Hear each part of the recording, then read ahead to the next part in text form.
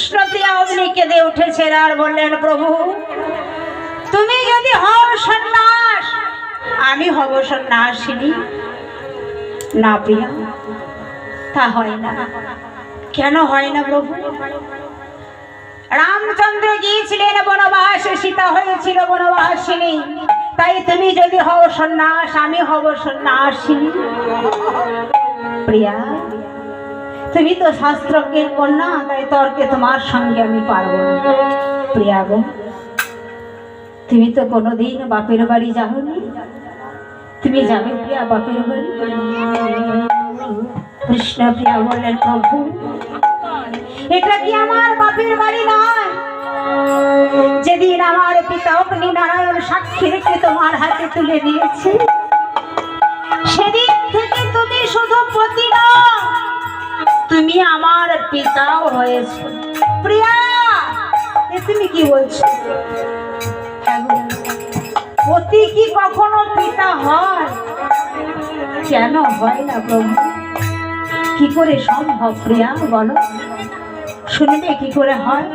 তাহলে শোনো, প্রভু শাস্ত্রে আছে, অন্নদানে পিতা সম, রতিদানে পতি। অন্নদানে পিতা সম, রতিদানে পতি। অন্নদানে পিতা সম, রতিদানে পতি। অন্নদানে পিতা সম, রতিদানে পতি। আমার পিণ্ডদানে পুত্র সম, পরকালে গতি। পিণ্ডদানে পুত্র সম, পরকালে গতি। পিণ্ডদানে পুত্র সম, পরকালে গতি।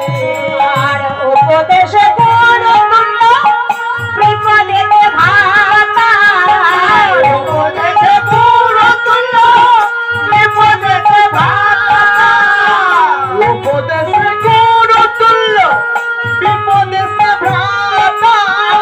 সেবতে ঔষধি সম, সেবতে দেবতা।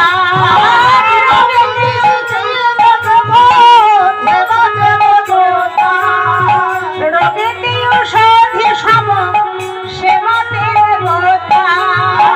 রোগীতে ঔষধ সম, সেবাতে দেবতা। তুমি আমার পতি পিতা, তুমি আমার পতি পিতা, তুমি আমার পতি পিতা। তুমি পুত্র, তুমি ভ্রাতা, তুমি আমার পতি পিতা। তুমি পুত্র, তুমি পিতা, তুমি আমার পতি পিতা। তুমি পুত্র, তুমি ভ্রাতা, তুমি আমার পতি পিতা। হরি বল, হরি বল। পতি পিতা, তুমি আমার পতি পিতা।